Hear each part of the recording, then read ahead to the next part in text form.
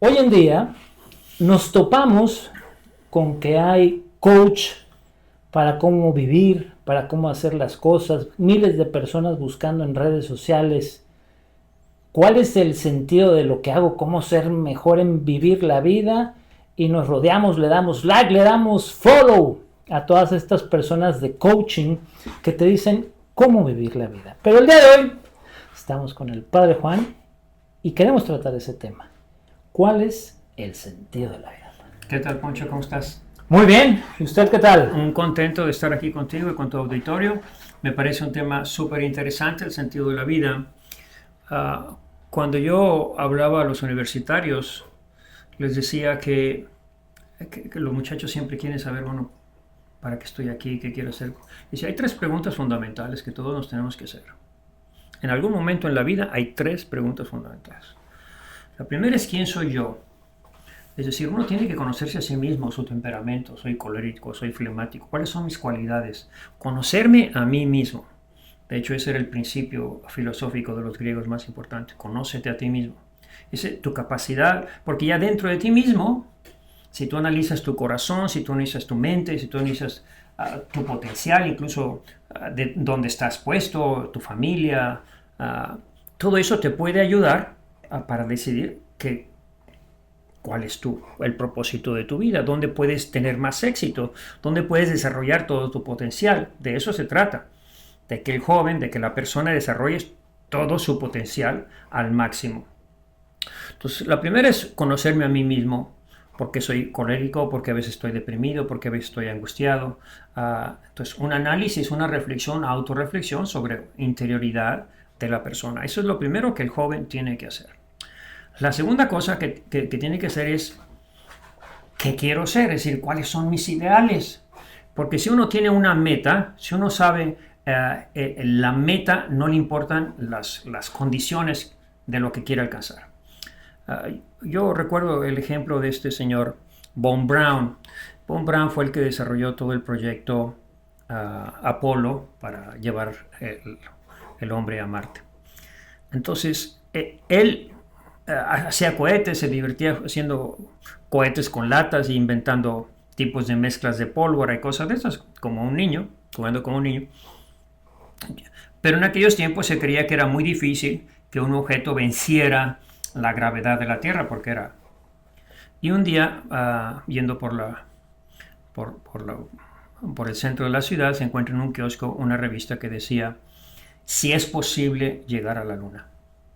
Entonces el joven va, rompe su alcancía, regresa, compra la revista, sube a su cuarto, se tira sobre la cama, abre la revista y la revista no tenía letras, tenía puros números.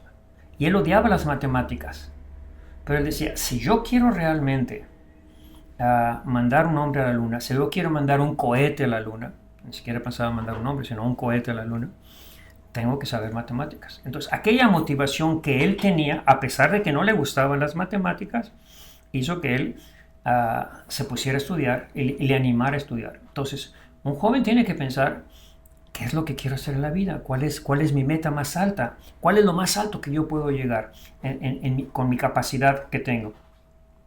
Y la tercera pregunta, que es la que muy poco se hace, pero es que es fundamental, es ¿qué quiere Dios de mí? Porque partimos de la idea de que alguien me puso aquí, yo no escogí ni el lugar, ni los padres, ni la nación. Entonces, alguien me puso aquí. Y lo lógico sería preguntarle a mi hacedor, ¿sí?, qué es lo que él quiere de mí. Imagínate que yo soy un carro con llantas, con motor, pero no sé ni para qué estoy aquí, por qué estoy en la cochera. Pues yo le tengo que preguntar, tú no eres para estar en la cochera, tú eres para estar en la carretera, tú eres para... Si el auto tuviera vida, se preguntaría, ¿para qué me hizo mi hacedor? Y los hombres tenemos que hacernos esa pregunta, ¿qué quiere Dios de mí? Entonces, eso es lo fundamental, cuando el joven se pregunta, ¿qué quiere Dios de mí? ¿Cuál es el plan? Y partiendo del principio que lo que Dios quiere de mí es lo que me va a hacer feliz en la vida. De hecho, estaba leyendo una historia muy interesante de un judío que se llama Roy Schoeman, que toda su vida quería ser maestro de informática, estudió en la universidad, ganó los mejores títulos, llegó lo más alto creo que estuvo en MIT y las dos mejores universidades de los Estados Unidos, y logró su título. Y dice, cuando yo logré mi título, dije, ¿y todo esto para esto? ¿Y ahora para qué? Pues sí, ya, pero esto es todo en mi vida. Y se sale a caminar. Es cuando tiene una experiencia, se encuentra con un ser luminoso y le pregunta, dime quién eres, dime si eres Buda y me hago budista, dime si eres Mahoma, me hago maometano, dime si eres Apolo y te voy a adorar al Partenón. Pero no me digas que eres Cristo porque no te voy a seguir. Como era judío, le dice, no me digas que eres Cristo porque no te voy a seguir. Y se desaparece. Lo interesante de ese es que después de un año tiene un sueño también, como una visión. Se le aparece la Virgen María y al final decide hacerse católico. Pero lo interesante, dice, es que cuando yo tenía esa visión de esa persona, yo sabía en ese momento, intuí que yo estaba hecho para Dios y que todas las cosas que yo hacía en mi vida deberían tener un propósito, que no había nada indiferente de lo que yo hiciera. O me ayudaba para mi felicidad total o me estaba alejando de mi felicidad total. Entonces, de mi felicidad eterna, porque en el fondo eso es lo que vamos, que aquí tenemos que trabajar, tenemos que sembrar para cosechar después. Entonces, si uno no toma en cuenta a Dios para encontrar el sentido de su vida, nunca lo va a encontrar, porque la vida se vuelve una locura. También recuerdo de una historia que cuando cayó la bolsa aquí en el 2008 en Estados Unidos, recuerdo haber leído la historia de un señor que decía, se suicidó fulano de tal, está en el internet, lo pueden encontrar ahí, porque solo le quedaban 33 millones de dólares. Dice, ¿cómo? Se suicidó porque nada más le quitaban 33. Dice, pero ¿qué puedes hacer con 33 millones de dólares? No te los puedes gastar en toda la vida. Pero se sentía pobre psicológicamente porque había trabajado y había tenido una fortuna de más de 300 millones de dólares y ahora se sentía que era pobre. ¿Pero qué es la vida? Acumular dinero. Imagínate que te mueres. ¿Cuál es la diferencia de morirte con 30 millones de dólares o con nada de dinero o 300 millones de dólares? Pues es lo mismo, te vas sin nada. Entonces, una vida que no tiene trascendencia. Entonces, en la vida, para encontrar el sentido de la vida, yo tengo que hablar con Dios, con mi Hacedor. Y segundo, tengo que buscar el sentido de la trascendencia, es decir, el propósito, el último propósito de lo que yo quiero hacer. Que yo les decía, yo a los 4 años, en la primera clase de catecismo, que por lo menos esa no me la perdí la primera, decía, ¿para qué está el hombre en esta vida? Fíjate, lo que era el catecismo de San Pío X, del padre Ripalda, ¿no? Ya los niños de 4 años ya sabíamos, para amar y servir a Dios en esta vida, después verle y gozar en la otra. Entonces, cuando uno mete a Dios en su vida, Poncho, cuando uno mete a Dios en su vida, entonces es cuando la vida, todo lo que haces empieza a tener valor. Incluso el mismo Dios te dice no solo lo que debes hacer, sino también lo que no debes hacer. Te va poniendo una guía, te va poniendo una medida, te va poniendo un camino y te puedes caer, te puedes tropezar muchas veces en la vida, pero tú ya tienes una meta, un propósito. Yo, el propósito de mi vida, mi vocación, que es pues, formar una familia, casarme, educar a mis hijos en la fe, ¿sí? Trabajar, lo que todos tenemos que hacer, sembrar, cosechar, trabajar y servir a Dios, y todo con el plan, seguir la vocación a la que Dios me ha llamado. Recuerdo al padre Richard que decía que las vocaciones son 3. La vocación en el Padre, que es los casados, la vocación en el Hijo, que somos los consagrados, y la vocación en el Espíritu Santo, que son los solteros. Pero todos tenemos la misión de seguir haciendo el bien, hacer el bien, y eso es lo que vamos a cosechar al final de nuestra vida. Todo lo bueno que hemos hecho. Ahora, el sentido de la vida cambia, muta, evoluciona, porque parece ser que antes el sentido de la vida era totalmente distinto a lo que los jóvenes esperan el día de hoy. Parece que las expectativas, que el éxito incluso, que la parte académica, que el leer, que el formarte intelectualmente ya no importa, sino es meterme a YouTube, por ejemplo, las chicas es tener la página azul esta y entre más enseño, más dinero gano. Entonces, Sí. esto está buenísimo. Y los otros, entre más idioteces digan y más cosas, también me están pagando los canales por entretener. Y eso suena bien porque tengo éxito, tengo dinero, tengo seguidores, followers, likes. Y parecería ser que ese estilo de vida, ese sentido de vida, lo quieren muchos. Yo lo quiero imitar lo que ellos tienen porque quiero tener dinero, chicas, seguidores, followers, likes, todo esto. ¿Cambia el sentido de la vida o lo han distorsionado, se ha perdido? Yo creo que esto más que nada es como vivimos totalmente distraídos, casi enajenados, podemos decir, por los medios de comunicación, porque estás picando y estás tratando de hacer y te crees que eres famoso y que tienes muchos likes, pero ¿quiénes son esas personas? Ni las conoces, ni tienes relaciones personales. Estamos cada vez más pobres en relaciones personales, ¿sí? Yo tengo personas que me siguen en, no sé, en muchas partes del mundo. ¿Y eso qué? ¿De qué me sirve a mí esas relaciones? No me sirve de nada. Lo que me enriquece personalmente es las personas con las que yo hablo, con las que yo me comunico, el estar contigo, el estar con mi familia, el estar con mis hermanos, el orar juntos. Todo eso es lo que me enriquece.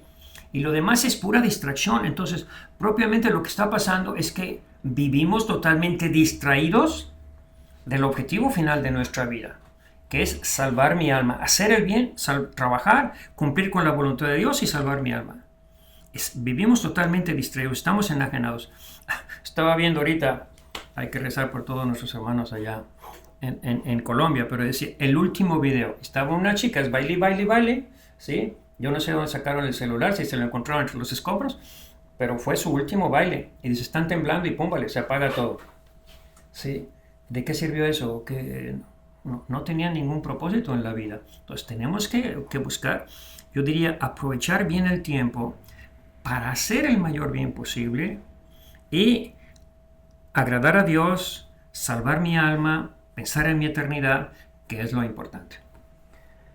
A ver, pero también está el otro lado. Me parece que nos hace falta el balance, porque por otro lado yo también he conocido últimamente muchos chicos que están como el cuento de la cigarra y la hormiga, que no, yo Dios, y mira el amanecer, qué bonito, yo tengo que salir a valorar el amanecer y ver, pero no hacen nada, no tienen una expectativa, una meta de crecer, de trabajar, de nada, porque no, es que escucha el viento, te estás perdiendo los pajaritos, pero dices, te desesperan porque no les ves una meta, un querer hacer algo más, el ir más allá. Entonces están, o el extremo que de plano estás haciendo puras tonterías y el otro que no estás haciendo nada, estás medio en la bohemia.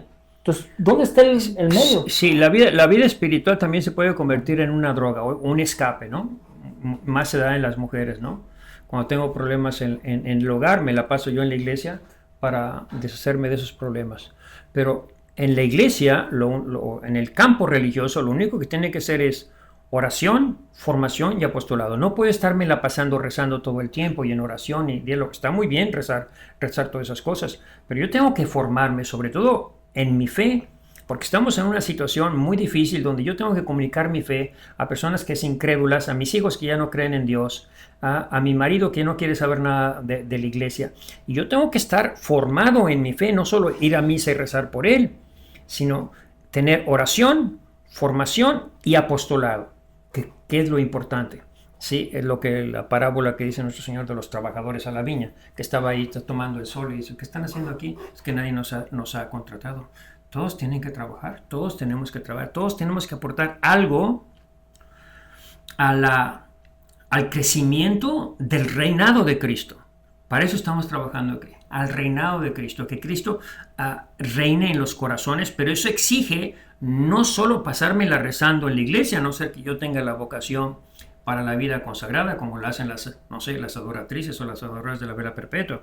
Pero no es esa nuestra vocación. Nuestra vocación es, sobre todo, de mucha formación, de mucho conocimiento. Fíjate cómo lo dice Jesucristo. Esta es la vida eterna. La vida eterna, ¿cuál es? Estar en el cielo con los ángeles o estar en la iglesia rezando, ¿no? Que te conozcan a ti, único Dios verdadero. O sea, el estudio, el conocimiento de Cristo, el conocimiento de la religión, que te entusiasme el conocimiento de la verdad, como el que escribió la Biblia, ¿no? San Jerónimo, que le emocionaba tanto conocer toda la historia de la salvación, que se apasionó. Primero era estudioso de los filósofos, de los grandes filósofos. Y un día se le aparece a nuestro Señor, le dice, ¿quién eres? Le dice, soy tu siervo Jerónimo. Dice, no eres mi siervo Jerónimo, eres seguidor de esos filósofos, tú no eres mi siervo. Entonces cuando se convierte San Jerónimo y el Papa le encarga conocer la verdad, conocer la historia de la salvación, entonces se mete con un gran estudioso de las Sagradas Escrituras y eso es lo que hace. Toda su vida escribió la famosa Biblia Vulgata, que sigue siendo una de las traducciones más hermosas de las Sagradas Escrituras. Entonces, tenemos que formarnos, crecer en el conocimiento de Cristo, de nuestra fe, porque realmente es una fe hermosa. El catolicismo nuestra religión es hermosísima, pero no la conocemos. Tenemos una religiosidad superficial que no nos dice, no nos marca actitudes, y por eso vivimos distraídos. Todo el problema de los jóvenes actualmente es el que viven atarantados, distraídos con el TikTok, y ya todo se nos puede meter porque estás picando y picando y picando y picando y aparece una y otra cosa en la noticia, pero se te va el día y no hiciste nada por los demás, no cumpliste con tus deberes. Eres estudiante, pues tienes que estudiar.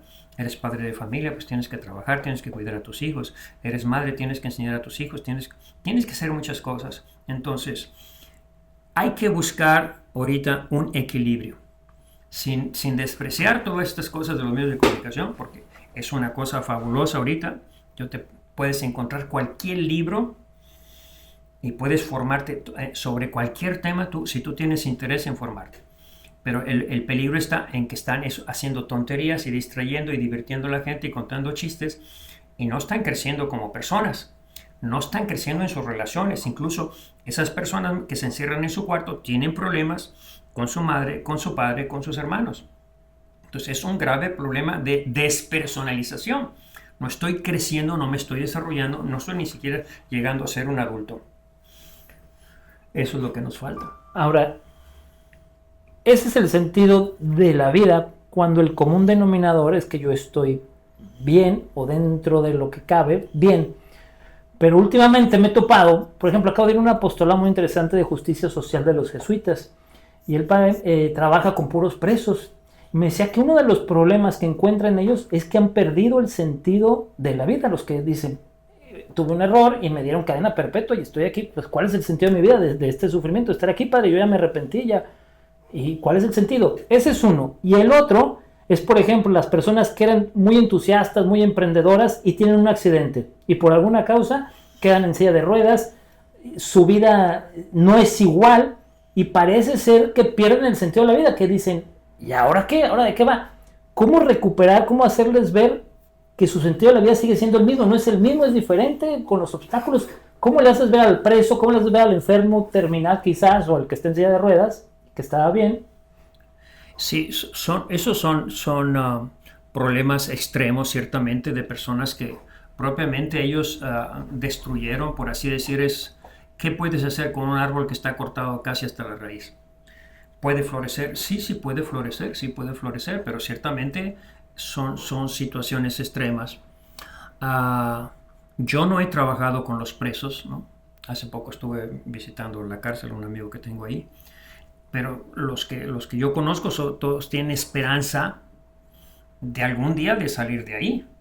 Los que yo conozco no están en cadena perpetua, pero si tú tienes cadena perpetua, entonces, ¿qué puedo hacer yo? En el mundo cristiano le puedo dar valor a mi estar ahí, porque no me impide nada para hacer oración, no me impide nada para hacer Dios. Soy como un recluido monje en una cueva, ¿sí? Pero todavía puedo tener una relación con Dios. Y ese es el diálogo que tenemos que tener todos, aún en la cárcel. Jesucristo dice, estuve en la cárcel, no me fuiste a ver. Jesucristo se identifica con ellos. Entonces, ¿cómo le puedo dar redención a mi cárcel? Supongo que una persona está en la cárcel y que le dieron no es cadena perpetua, sino cadena a 200 años, que no los va a cumplir. Pero su crimen es de 200 años. Y se muere y se va a otra cárcel, porque tiene que cumplir los 200 años. Pero si en esa cárcel también puedes hacer el bien, también puedes fomentar la caridad, el respeto, con otras personas, las buenas relaciones. Entonces, siempre se puede hacer el bien, siempre puedo darle valor yo a mis sufrimientos. El que está enfermo, cáncer terminal, te vas a morir. Bueno, yo le puedo dar a esa enfermedad un valor. Para eso Jesucristo, pues piensa tú que la tragedia de Jesucristo a los 33 años ya condenado a muerte, y no a cárcel, sino condena de pena de muerte le dieron a Jesucristo. Entonces, ¿qué hizo Jesucristo? Le dio valor, hizo un ofrecimiento de su vida a Dios. Y eso lo puede hacer el preso, y eso lo puede hacer el de cáncer terminal. El problema es que si tú estás nada más, para ti las cosas que valen son las materiales, no hay escape de esas cosas. Si las cosas materiales, quiero salir de la cárcel para volver a la vida de antes, porque eso es lo que me alegra, pero eso no es el fin de la vida. El fin de la vida es, vuelvo a decir, amar y servir a Dios en esta vida. ¿Y qué te impide en la cárcel? ¿Y qué te impide en el sufrimiento? Ofrecer tu sufrimiento y darle valor a ese sufrimiento, ofréceselo a Dios nuestro Señor. Ese es el valor redentor del sufrimiento, que solo se entiende, indudablemente otra vez estamos hablando de que todo lo que estamos hablando ahorita solo se entiende a la luz de la fe, porque si no hay fe, pues esto es vida todo y aquí se acabó todo, ¿sí? Y no me espera, ya no tengo ninguna esperanza. Entonces el único que me da la esperanza, la única que me da la esperanza de que a pesar de mis sufrimientos, a pesar de mis errores, a pesar de mis faltas, Dios me ama, Dios es misericordioso, yo puedo darle valor redentor a mis actos, a mi sufrimiento. El único que me puede dar eso es Jesucristo. Entonces es un encuentro, una experiencia de Cristo que la puedes tener también en la cárcel, que la puedes tener en la prisión, que la puedes tener enfermo. Eso es lo único que te salva. Hace poco estaba hablando con un amigo predicador, que es mayor que yo, como 15 años. Y pues sí, habla muy bonito y transmite la fe muy bonito, pero ya lleva como, en los últimos 6 años, yo diría como unas 5 operaciones faciales. Entonces ya llegó el momento en el que ya se ve too much, o sea, ya estuvo. Entonces yo le decía, porque estaba hablando de la fe, le digo, ¿cuándo vas a hablar de la dignidad de envejecer? Y se súper enojó, pero me llama la atención que también los medios de comunicación, las redes, el Instagram, el TikTok, te meten miedos y te dicen, no, es que si no te ves así, es que si tu cabello no está así, es que si no sé qué, y las chicas y las señoras, ves cómo se deforman la cara, una operación 2, 3, 10 y de repente la nariz se le echan a perder. Este predicador también lo veía así, era un tipo formal que se ve, y ahora lo ves y parece que se enmicó la cabeza. Encerado. Sí, o sea, ahí dices, ¿qué les pasa a estas personas cuando tu sentido de la vida, aunque seas predicador, aunque seas muy hombre de fe o mujer de fe, todavía la parte del ego, de la vanidad, de esas cosas, te destruyen porque les destruyen el físico? Es que es toda la mentalidad actual la que nos está destruyendo. La mentalidad actual no tiene nada que ver con la trascendencia. Y si tú no tienes trascendencia, no hay solución a todos los problemas. Todo es inmanencia, todo es quedar bien, todo es tener mayor auditorio, más dinero, más fama, más prestigio, más honor, más gloria. Pero eso no es el fin de la vida y terminas autodestruyendo, como tú mismo lo estás diciendo. O sea, esas personas terminan destruyéndose. ¿Dónde están todos los artistas famosos? Todos terminan ahí, velos, ¿sí? Terminan abandonados. A mí siempre me impresionaba mucho esta artista, la que hizo de la Virgen María en Jesús de Nazaret. Zeffirelli. De Zeffirelli, sí. Al final viven solos. Sí, viven solos. Aquí estoy yo sola con mi dinero. Sola. ¿Por qué? Porque no crearon, creo que eso es importante en el sentido de la vida, relaciones humanas enriquecedoras. No formaron una comunidad, un grupito, 5 o 6 amigas que pensamos igual, que trabajamos igual, que hacemos el bien todos juntos. Para mí eso es muy importante para que mi vida tenga sentido. No ser yo nada más el artista. ¿De qué me sirve ser el artista?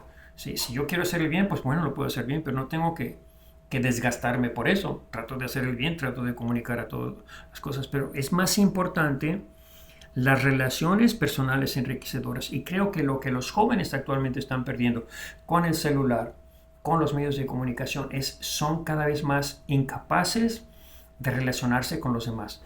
Porque si tú no te puedes relacionar con tu mamá, con tus hermanos, no te vas a poder relacionar después con tu marido, con tu mujer, con tus hijos. No te puedes relacionar porque no sabes comunicar, no tienes nada interior, no tienes nada que decir a los demás, no tienes una riqueza interior, no te has cultivado, no has crecido interiormente, no tienes una riqueza y no has cultivado las relaciones, esas amistades que al final de la vida es lo que nos ayuda a tener amigos, tener amigas donde podemos compartir los mismos ideales.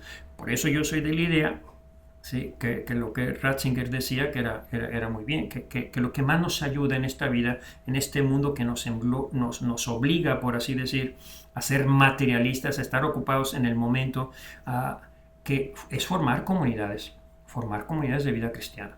Creo que eso es lo que más nos ayudaría a vivir con más paz y con más serenidad y con más sentido en nuestra vida, porque yo puedo rezar, pasármela rezando toda la vida, pero no es lo mismo rezar que rezar con mis amigos.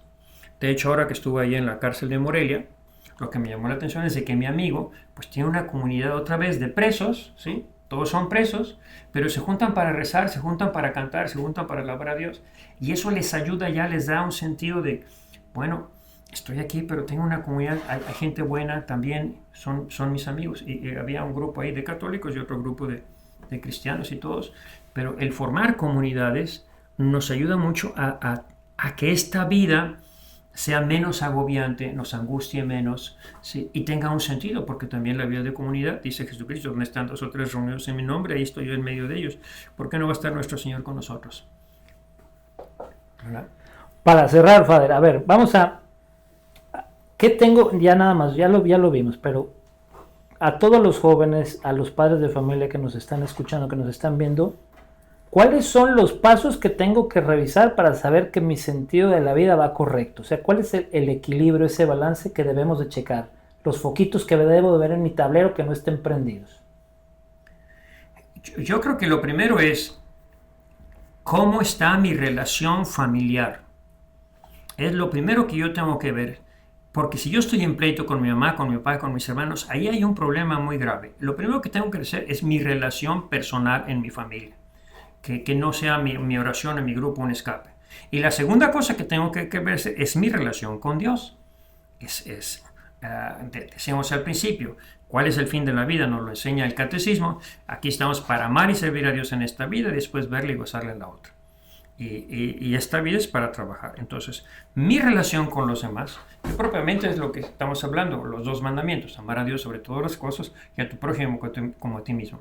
Lo que se nos dificulta aquí a nosotros es el amor familiar, el respeto familiar. Hay muchos problemas, Poncho, en esas relaciones familiares, y eso te altera toda tu vida, te altera todo el sentido de tu vida. Estás peleado, puedes ser rico, puedes ser muy famoso, puedes ser el más importante, pero estás peleado con tu madre, con tus hermanos, con tus hijos, y pues ¿qué vida es esa? Es una vida horrible. Entonces, reforzar, sanar nuestras relaciones familiares, mis relaciones con mi esposa, no escapar con el divorcio, porque ahora es lo que muchos hacen, escapan. No se puede escapar, sino busco sanar esas relaciones personales y después sanar mi relación con Dios.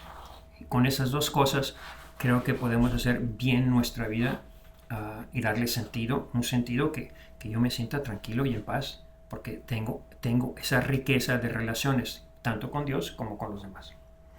Pues ahí lo tienen, amigos. Ustedes ya encontraron, entendieron el sentido de la vida. Revisen su guía, revisen su mapa, saquen la brújula. Dense cuenta que muchas veces no vamos hacia esa meta que nosotros buscamos y queremos alcanzar. Pues, Father, muchísimas gracias. Estés donde estés, en la cárcel, en el sufrimiento, en el cáncer, seas joven o seas adulto, atrévete a decirle, Señor, ¿qué quieres de mí? Ánimo.